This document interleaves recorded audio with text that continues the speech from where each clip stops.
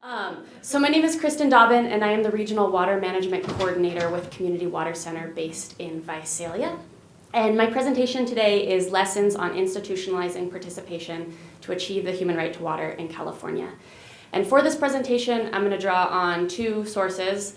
The first being my own experiences working on the implementation of SGMA for the last year and a half. I'm working in 4 subbasins with 20 forming or formed GSAs and then significant remaining unclaimed area, if that counts for some legitimacy. And then the second source is going to be a case study on the Integrated Regional Water Management Program in California. So, how does this work? There we go. Community Water Center is a nonprofit environmental justice organization, and our vision is that all communities have access to safe, clean, and affordable drinking water. As such, I'm talking about participation in terms of the participation of environmental justice communities to that end.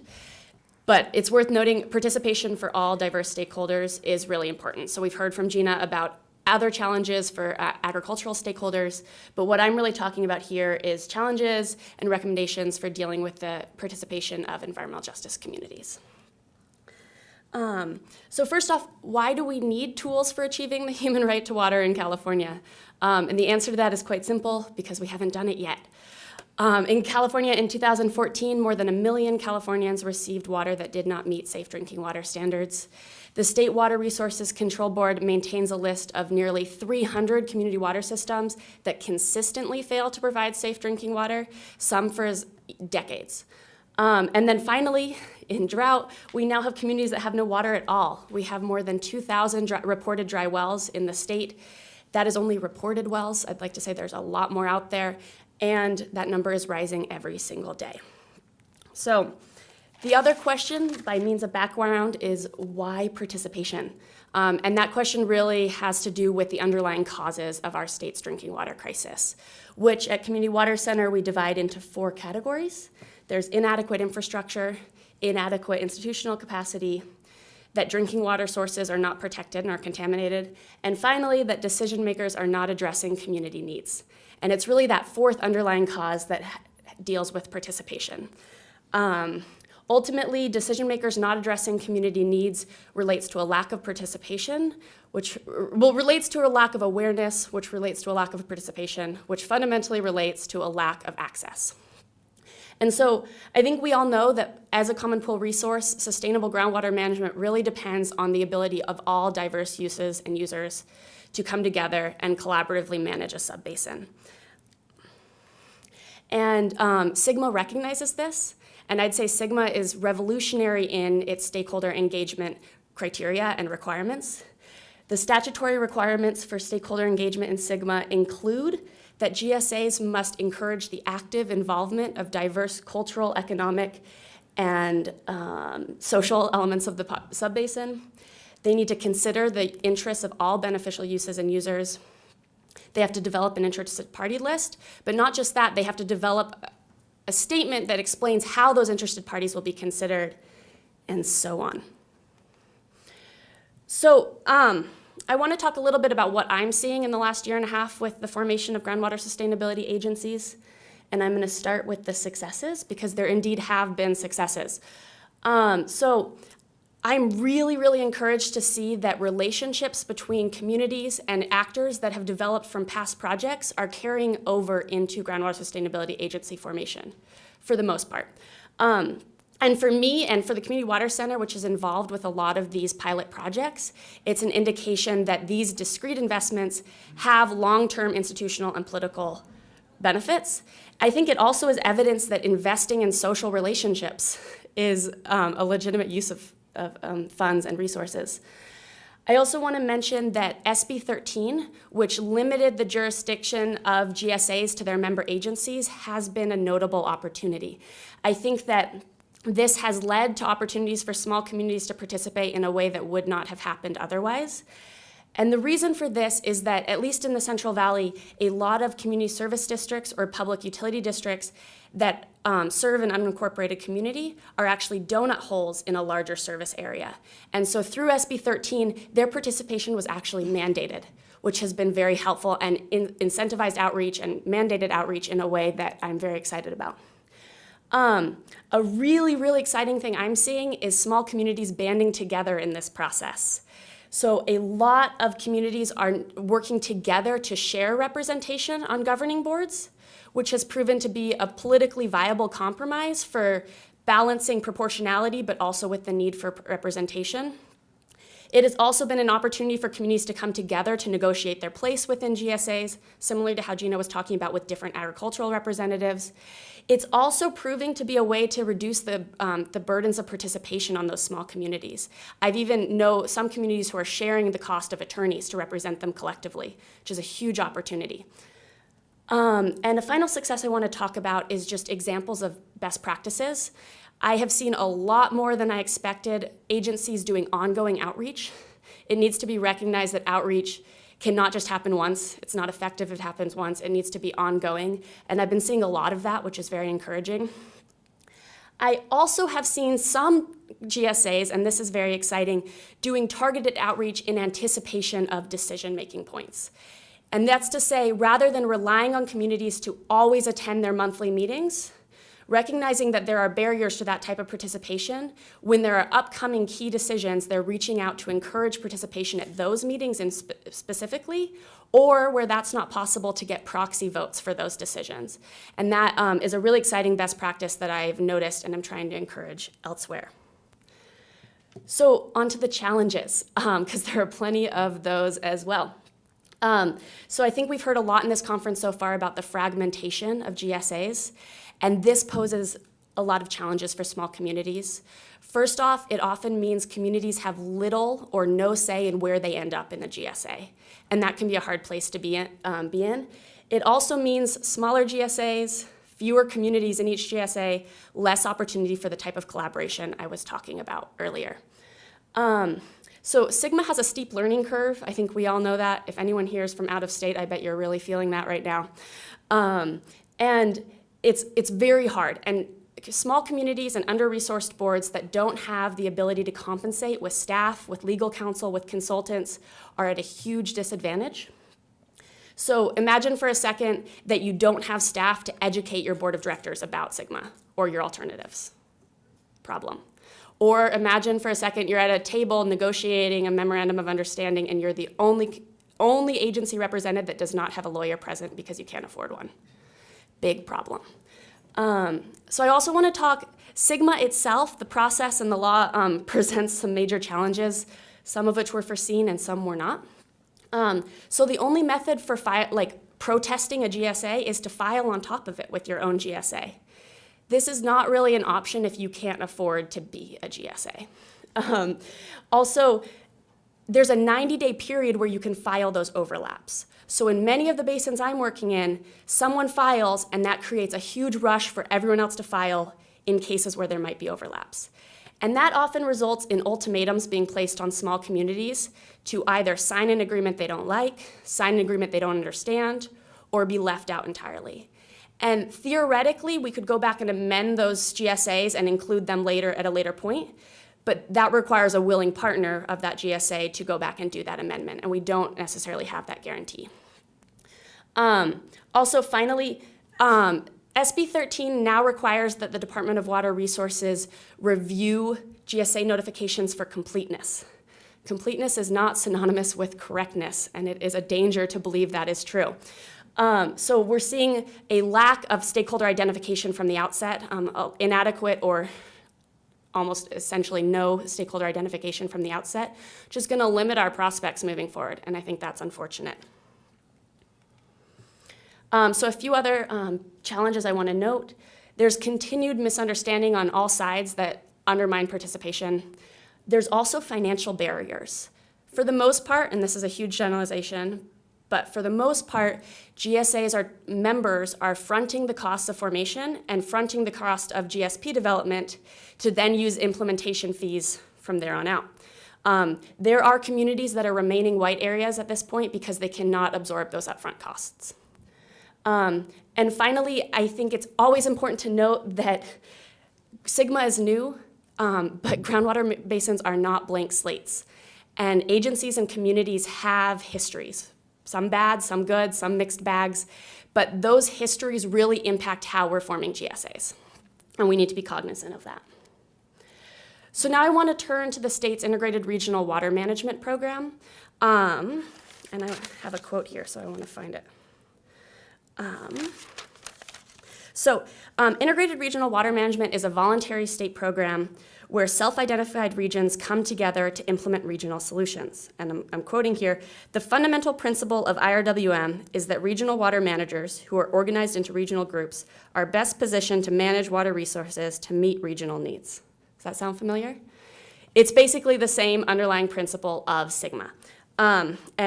California has 48 IRWM groups, and since the program's creation in 2002, they have not done a great job of including environmental justice communities, nor at meeting their water management needs.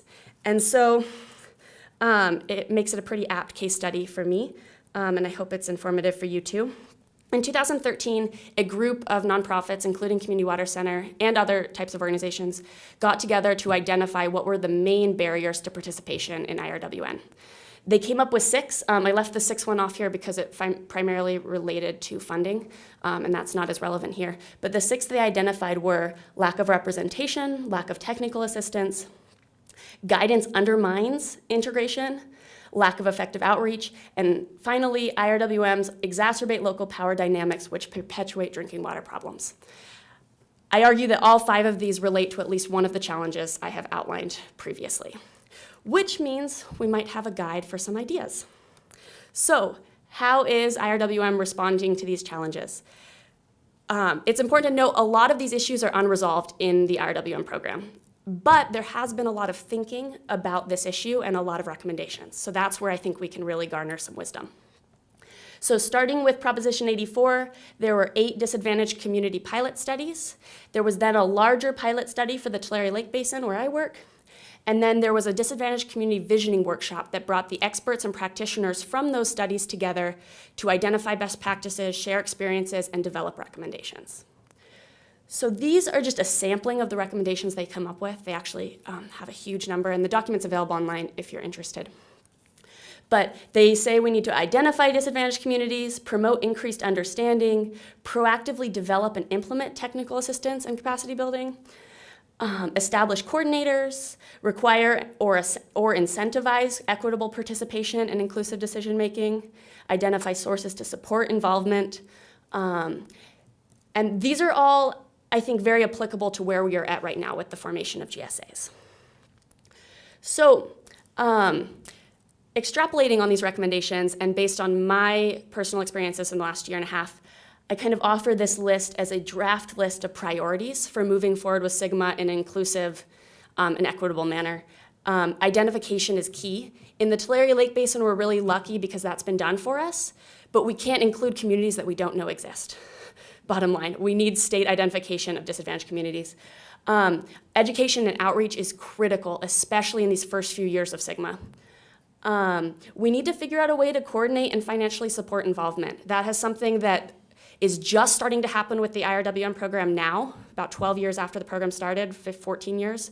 We don't have that luxury of time with SGMA. We have to figure it out now. And we can probably learn something by looking at the new DAC involvement program in IRWMs. We need to incentivize equitable participation. I think this is going to take some backflips with state funding sources, but it needs to be done. We need to focus on capacity building. This is true across the board when we're looking at water justice. As a researcher turned advocate, I really want to see some case studies and comparative learning on best practices related to SGMA. This is a new frontier, and we really could learn a lot throughout the state if we just put our heads together and work on it.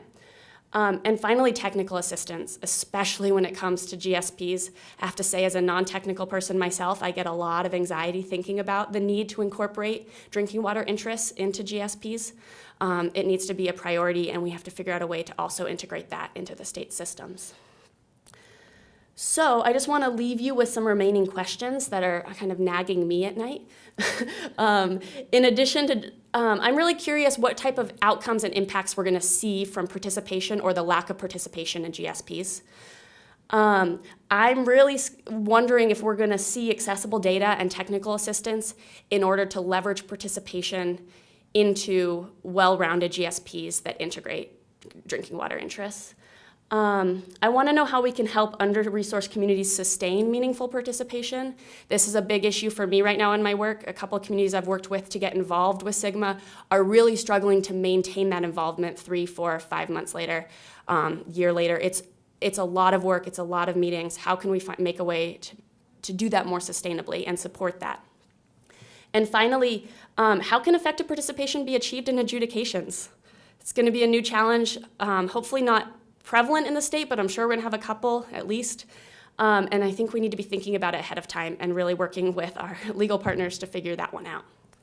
So I think that's me, and I managed to stay on time. Thank you for your attention.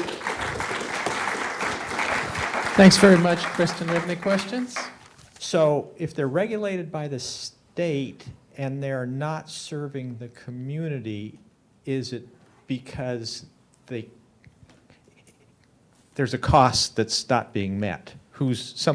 They don't have enough money to keep the system working properly. So should that fall on the community? Should that fall on the county because the county okayed it? In other words, there's O&M, and you got to pay for that. Mm-hmm. So who does that fall on? Is it society as a whole? Is it the county? Is it the people that are in the water system? So I think I want to clarify, and then I'll take a stab at your question, but I do want to clarify, I don't think GSPs are going to solve all of our drinking water problems. There's a fundamental problem with sustainability that relates to size that is going to continue to be a problem whether or not we're integrating drinking water into GSPs. But in terms of the funding and sustainability, I think consolidations is something we're seeing more and more that really increases economies of scale and creates more of a sustainable funding mechanism. Otherwise, we need to start being creative because, quite frankly, I've worked internationally with community water systems. Community water systems, small water systems, are never financially soluble by themselves. It's just not, you can't do that math. And so there are other countries that have figured out ways to fund that, and there's different models for that, but I think we're gonna, as a state, have to start looking to accept that reality and then start working towards solutions. Yes, so here. I just had a question at the back of the room, this way. A question about, I guess, timelines versus participation. So in Australia, when we look back at the planning processes, it was kind of concluded that we did things in too rushed a manner. We tried to save money. We went for the easily identified interest groups. And that we've kind of improved that in the last couple of years. And so I guess my question to you is, do you think timelines should be extended to enable participation or better participation, given the potential risks of kind of unwinding of policies or changes in legislation because lobby groups get upset or people going to courts, for example? So I'm going to start with saying that with a lot of the environmental activists that I work with or work in my region, a lot of them have been pushing for a faster timeline. And I have never been on that board for exactly kind of the reasons you state.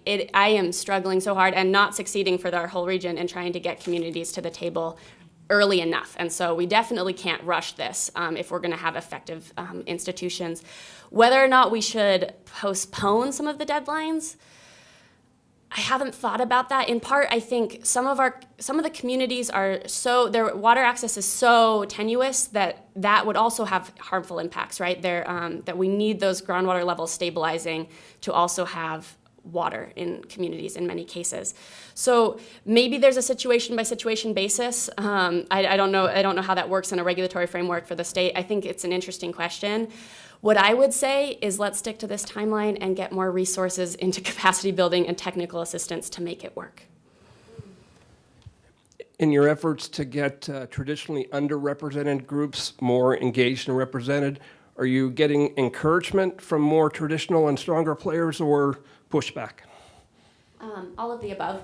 I'd say there are a lot of actors I work with who really see the need for inclusion and really want that to happen. And I am pulled so many directions because people want help, and I see that as a really, really positive sign. There are also people who do not want to see drinking water interests at these tables, and I've also encountered that. So it runs the whole gamut. I think, yeah, and it's actors continually surprise me where they fall on that spectrum too. So there's not a clear categorization of that. Okay, thanks everybody for a great session.